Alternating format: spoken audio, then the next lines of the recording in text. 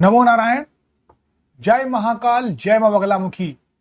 देखिए, आज का टॉपिक कुल देवी देवता से रिलेटेड है और मैं अपने कई वीडियो में इस बात का जोर देते आया हुआ हूं कि बहुत से लोग ऐसी बातें करते हैं, कमेंट करते हैं कि उनकी पूजा उनको फल नहीं रही है। उन्होंने बहुत सारी साधनाएं कर ली हैं, वो साधनाएं भी उनको फल नहीं रही हैं। बहुत सारे मंत्रों का जाप कर लिया है, वो भी उन्हें फल नहीं रहा है।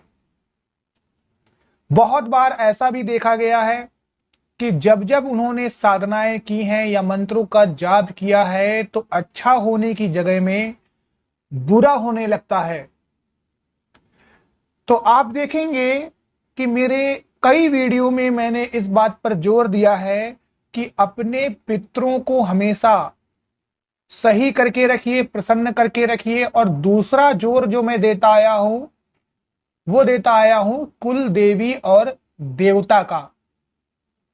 अब देखिए, आज का जो मेरा टॉपिक है उसमें मैंने कहा है कि इन देवी देवता की पूजा के बिना आपकी सारी साधना व्यर्थ हैं और बिना इनकी अनुकंपा के आप जो भी काम करते हैं, जो भी साधना करते हैं, तो इनकी अनुकंपा के बिना आपको प्रकोप ही मिलता है, अच्छी चीज कभी नहीं मिलती है। अब अगर आपके कुल देवी देवता पहले से ही प्रसन्न हैं, ऑलरेडी आपके कोई ना कोई पूर्वज अभी जीवित हैं और उनकी पूजा अर्चना कर रहे हैं, या आप भी इस श्रृंखला को, इस चैन को आगे बढ़ा रहे हैं, तो 100% आपको आपकी पूजा का फल मिलेगा। लेकिन जो लोग नहीं कर रहे हैं तो पॉसिबिलिटी है कि 50% लोग उन श्रेणी में आते होंगे जिनका जिक्र मैंने अभी अपने इस वीडियो के पहले चरण में किया है। तो कुल देवी देवता जो कुल के जनक होते हैं, उनकी पूजा हमारे पूर्वज लोग घर के, परिवार के, कुल के कल्याण के लिए करते आते हैं। देखिए, कुल देवी या देवता आध्यात्मिक तो आपको ज्ञान देते ही हैं, पारलौकिक शक्ति से कुल की रक्षा भी करते हैं। और फिर आपके घर में आपके चार दीवारें जो होती हैं उन पर नकारात्मक शक्तियां या किसी भी प्रकार की नकारात्मक ऊर्जा का कोई भी प्रभाव नहीं पड़ता है। और मैं कह सकता हूं, मैं क्या, कोई भी ये कह सकता है, और ये चीज लिखी भी गई है कि घर के मेन गेट पर कुल देवी देवता का वास होता है। अपने आज के इस वीडियो में मैंने केवल कुल देवी को ही नहीं यहां पर चर्चा के लिए वीडियो बनाया है। यहां पर कुल देवी और कुल देवता कोई भी एक इंसान हो सकते हैं। देखिए, हर कुल के कोई एक देवता थे और कोई कुल की एक देवी थी जो उनकी रक्षा करती थी। तो आपके कुल की भी कोई देवी हो सकती है, कोई देवता हो सकती है। जरूरी नहीं है कि हर कुल की कोई देवी ही हो, पर इन दोनों ही शक्तियों का, इन पारलौकिक शक्तियों का आपके घर पर पहरा होता है। आप देखेंगे, पुराने समय के घर हो चाहे हवेलियां हो, वहां पर आपको ऐसे लोग दीपक जलाते हुए, अलाव जलाते हुए, चौकी लगाते हुए मिल जाएंगे। घर में जल छिड़क जाता है, जब जल को छिड़का जाता है मेन गेट पर, तो वो भी कुल देवी को ही चढ़ाया जाता है, छिड़का जाता है। आज के जो लोग हैं वो अपने पैसे कमाने के लिए, अपने बिजनेस को चलाने के लिए जो पुराने संस्कार है, रीति रिवाज है, उनसे काफी कोसों दूर चले गए हैं और दूर ही होते चले गए हैं। तो वास्तविकता में जो उसकी जड़ है उससे वो काफी कोसों दूर है, तो उन्हें पता नहीं चल पाता है। आज अगर 90% लोगों से पूछो कि आपके कुल देवी देवता कौन हैं, तो या तो उन्हें पता नहीं होगा, या तो वो बोलेंगे कि मैं पता करके बता सकता हूं अपने किसी पूर्वजों से पूछकर। अब होता क्या है कि अगर कुल देवी देवता या किसी भी देवता की पूजा कई वर्षों तक नहीं होती है, तो आपके घर में जो पहले सुरक्षा चक्र लगा हुआ था, जो आपके बड़े बुजुर्गों ने सुरक्षा चक्र लगाया था, वो धीरे धीरे समाप्त हो जाता है। फिर परिवार में उथल पुथल हो जाता है, दुर्घटनाएं स्टार्ट हो जाती है, नकारात्मक ऊर्जा का वास हो जाता है, आपके ग्रह नक्षत्र खराब हो जाते हैं। फिर आप कितना भी इसका संस्कार कर लें, पंचोपकार कर लें, फिर घर में कलह और अशांति ही रहती है और शादी विवाह में अड़चन तो आता ही है, व्यापार में भी तरक्की नहीं हो पाती है। और इन कुल देवी देवताओं का संबंध आपके पितरों से बहुत गहरा है। क्यों गहरा है? क्योंकि आपके जो पितृ थे, पितृ कौन होते हैं? जो आपके पूर्वज होते हैं, और पूर्वज आपके कुल देवी देवता यानी इन्हीं देवी देवताओं को पूजते हुए आए हैं। तो जब भी आप इन प्रक्रियाओं को अपनाना बंद कर देते हैं तो सबसे पहले जो नाराज होते हैं वो आपके पितृ होते हैं, क्योंकि वो कहते हैं कि मेरा जो पुत्र है, पौत्री है, पौत्र है, वो अब मेरी साधना को नहीं कर रहा, मेरी पूजा को नहीं कर रहा, मेरे इस श्रृंखला को आगे नहीं बढ़ा रहा है, तो वो नाराज हो जाते हैं। और जब वो नाराज हो जाते हैं तो फिर उसके बाद कुल देवी देवता भी नाराज हो जाते हैं।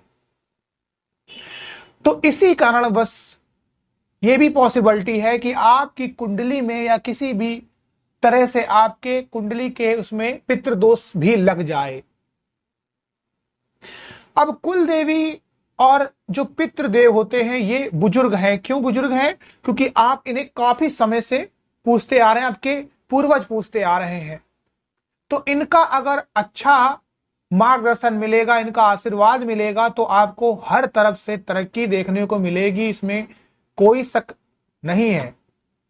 लेकिन अगर इनकी तरक्की आपको चाहिए है तो आपको फिर इनको ध्यान करना होगा, इनके बारे में जानना होगा।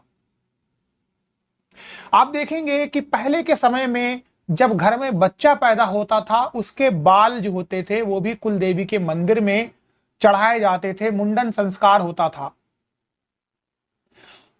अब अगर आपको कुल देवी का पता नहीं है तो कोई प्रॉब्लम नहीं है, अपने बड़े बुजुर्ग लोगों से पूछिए, आस पड़ोस के बड़े बुजुर्ग लोगों से पूछिए जो आपके गांव के होते हैं, अपने गोत्र के बारे में पता लगाइए, आपके चाचा ताऊ जो भी बड़े बुजुर्ग हों उनसे पूछिए। थोड़ी कोशिश अगर आप करेंगे तो आसानी से आपको अपने कुल देवी देवता का पता चल जाएगा। उनके लिए भी एक दीपक अपने पूजा में जरूर आप जला सकते हैं।